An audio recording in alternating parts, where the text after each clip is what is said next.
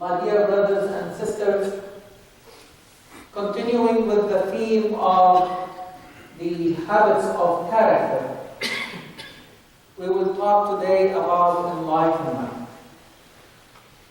And let me start by saying, when you internalize the light of Allah in your heart, you become a universal human being.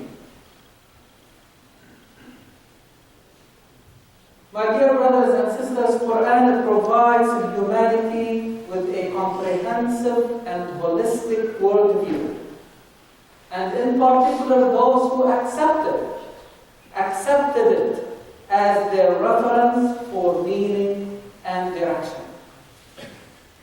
Quran says, إن هو إلا ذكر للعالمين لمن شاء منكم أن يستقيم. إن هو إلا ذكر للعالمين. Verily, Quran is a reminder to all worlds. لمن شاء منكم أن يستقيم. To whoever among you wills to go straight. The commitment to the straight path is a human challenge and a human decision made freely without compulsion or coercion.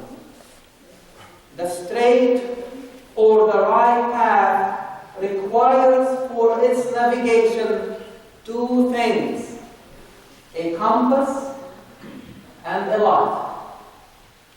Please remember these two things: a compass and a light.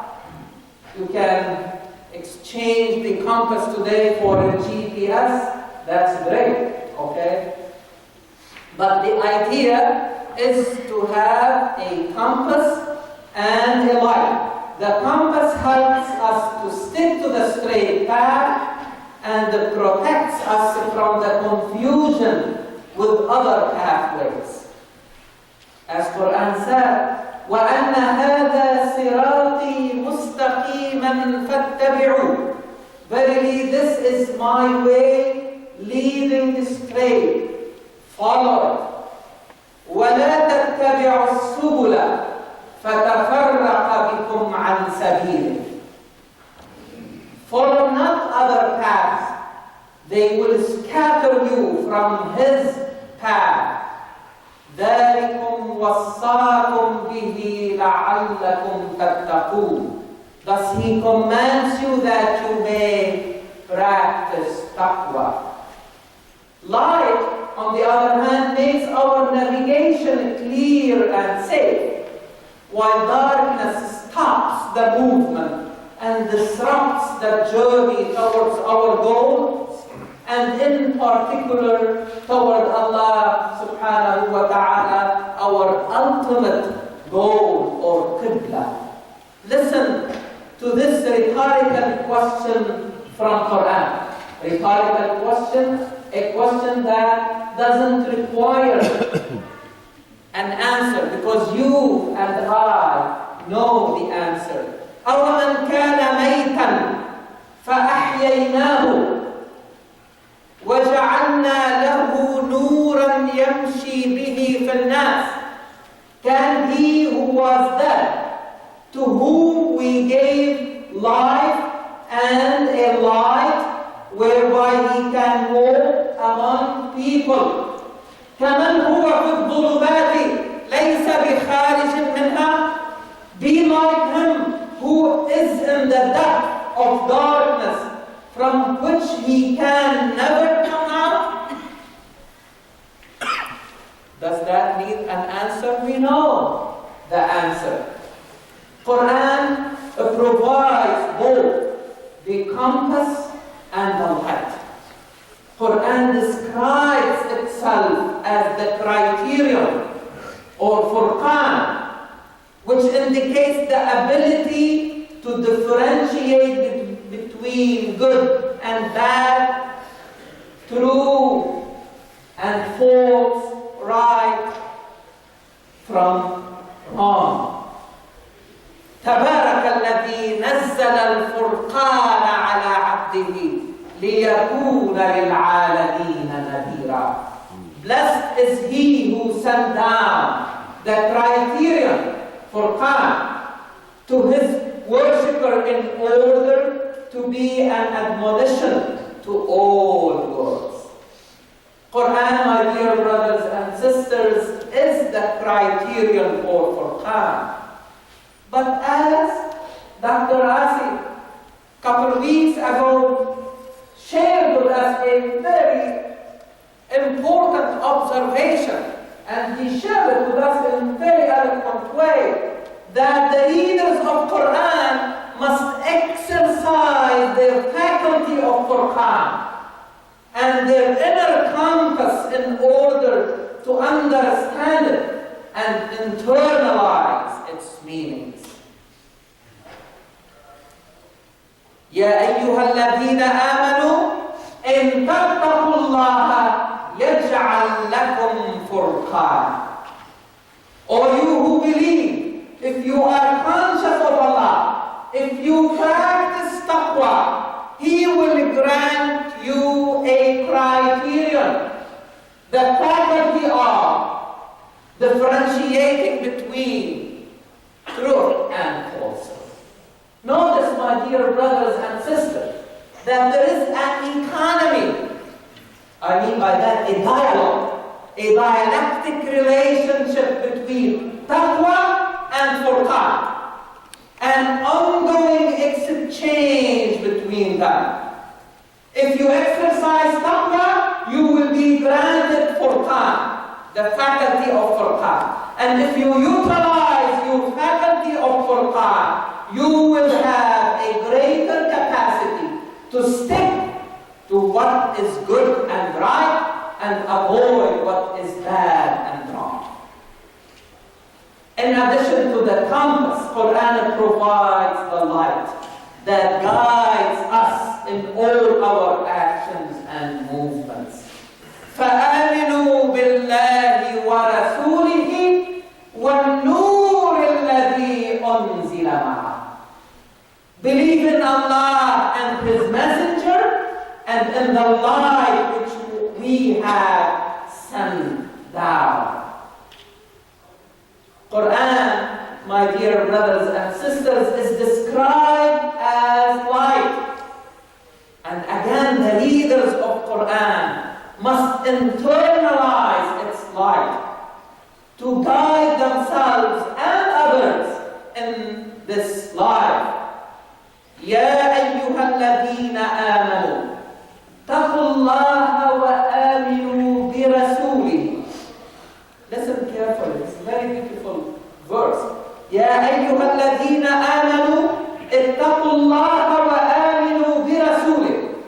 O you who believe, be conscious of Allah and believe in His Messenger. يؤتكم كفلين من رحمته, and He will bestow on you a double portion of His mercy. What is this double portion?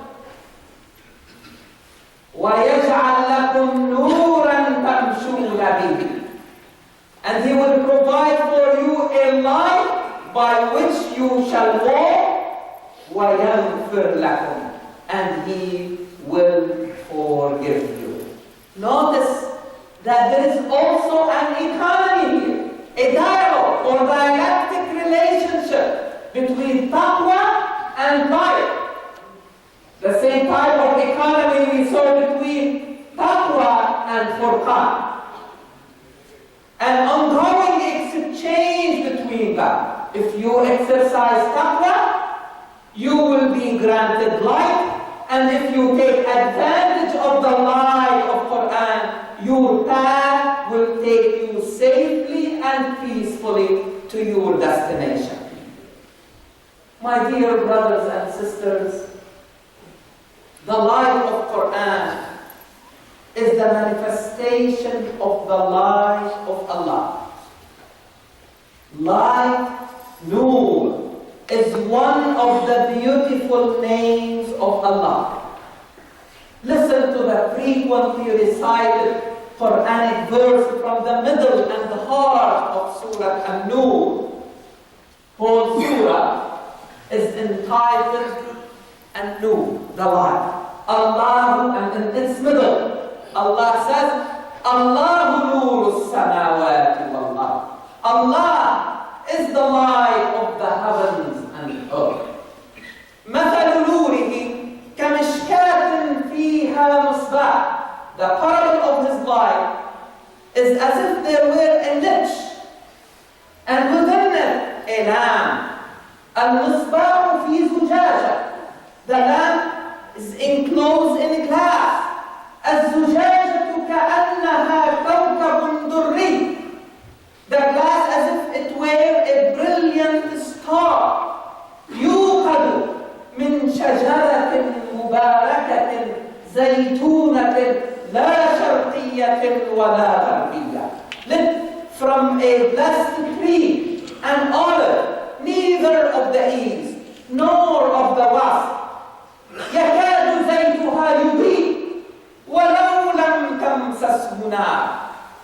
Whose oil is very luminous, though fire scarcely touched it.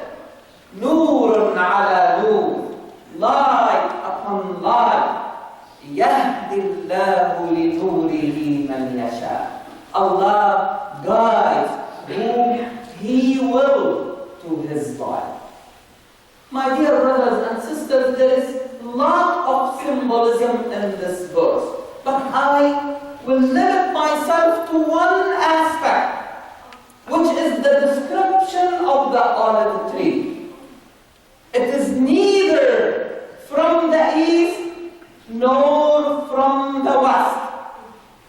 It is universal, for such is the light of Allah. Therefore, the light of the true guidance of Allah is perfect and universal. And those who are guided to His light are universal human beings. لا شرقية ولا غربية. Universal, regardless of the location. They are not bound. These universal human beings are not bound to the east or the west. They do not belong to the north or to the south. They carry the light to all worlds. People see the light radiating from their faces, reflecting their inner peace and calmness. This light is the result of repeated prostration to Allah. سيماهم في وجوههم من أثر السجود. On their faces are marks, the traces of their prostration. People see a similar illumination in their faces, light and rejoice of faith every time they learn a new Quranic construct, a new Quranic surah, as if revealed to them for the first time. Listen to this verse describing them. وَإِذَا مَا أُنزِلَتْ سُورَةٌ فَمِنْهُمْ مَنْ يَقُولُ أَيُّهُمْ زَادَتْهُ هَذِهِ إِيمَانًا. Whenever there comes down a surah, some of them say, whose faith was increased by it? الَّذِينَ آمَنُوا زَادَتْهُمْ إِيمَانًا وَهُمْ يَسْتَبْشِرُونَ. You can see the light and the rejoice in their faces. Those who believe, their faith is increased with rejoice. These enlightened believers then carry the light that results from their worship and education to all people and translate it into social actions and justice. A light whereby he can walk among people. نورا يمشي به في الناس. Not only kept it to themselves, but they want to disseminate this life among the people. So, my dear brothers and sisters, what are we doing here? We are practicing our worship. We go down and learn to the school and the adult education for our children as well as for the grown-ups. But we also go outside to translate that into action. And this is what I'd like every one of you to see, that these functions are not segmented and fragmented, but they are come under one vision. However, it is worship or education or social action or justice, it is the same. And we need to show our youngsters in particular the connection between our worship and our social justice, between our education and how it is translated outside. So these universal human beings base their behavior on the universal high values that emanate from the beautiful names of Allah. And Noor is one of them. They reject injustice everywhere it occurs and commit themselves to social justice regardless of the circumstances.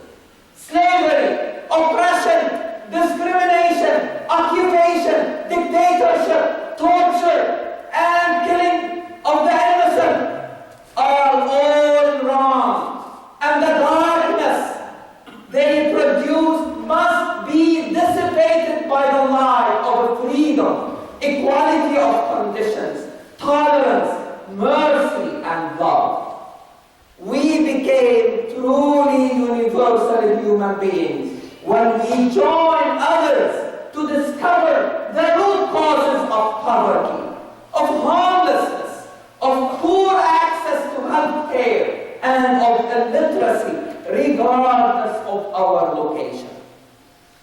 The high sensitivity of the universal human beings is not limited to humans, but to other creatures and the environment. You are all aware of what Umar radiallahu anhu used to say. Hazrat Umar was famous for his just rule. But he was not only concerned about his fellow human beings, but see how he expressed his accountability even to animals. He used to say, if a female camel trips, إِذَا عَثَرَتْ نَاقًا, somewhere like in Iraq, away from him in Medina, Umar will be asked, why I did not pave the road for it. لماذا لم تعبد لها الطريق? This is the sensitivity I am talking about. That it becomes a universal feeling and universal message to all words. The beauty of the verse about the light of Allah that we already recited is more appreciated. And I will encourage every one of you to go back and read Surah An-Noor, now from a different perspective, and see where it comes in the midst or amid the directions to solve and manage serious domestic and social issues that threaten the fabric of the family and the society at large. Quran describes these threats as layers of darkness that stop the journey of any society, even if it is the society of Medina. And these things did not come from vacuum. These issues that you will read in Surah An-Noor happened in Medina. Otherwise, how Quran will be talking about them? In hypothetical way? No, they were there. But see the difference between what will happen if these issues prevail in that society. So that will stop the journey of progress and causes the destruction of the society. Listen how Quran describes these issues. كظلمات في بحر لجي يغشاه موج من فوقه موج من فوقه سحاب. Like the depth of darkness in a vast deep ocean, overwhelmed with waves, topped by waves, topped by clouds. ظلمات بعضها فوق بعض. Layers of darkness, one above another. إذا أخرج يده لم يكد يراها. If one stretches out his hand, he can hardly see it. إذا أخرج يده لم يكد يراها. ومن لم يجعل الله له نورا فما له من نور. For anyone to whom Allah does not give light, there is no light. In conclusion, my dear brothers and sisters, these are the take-home messages. Number one, we are all interested in seeking the guidance of Allah to the straight and right path. Second, the right path requires a compass and a light. Three, the compass and light together constitute the translation of taqwa into practice. Just remember, every time you read taqwa, at least remember compass and light. And number four, when we internalize the light of Allah in our hearts, we become enlightened, universal human beings. أقول قولي هذا وأستغفر الله العظيم لي ولكم فيغفر لي.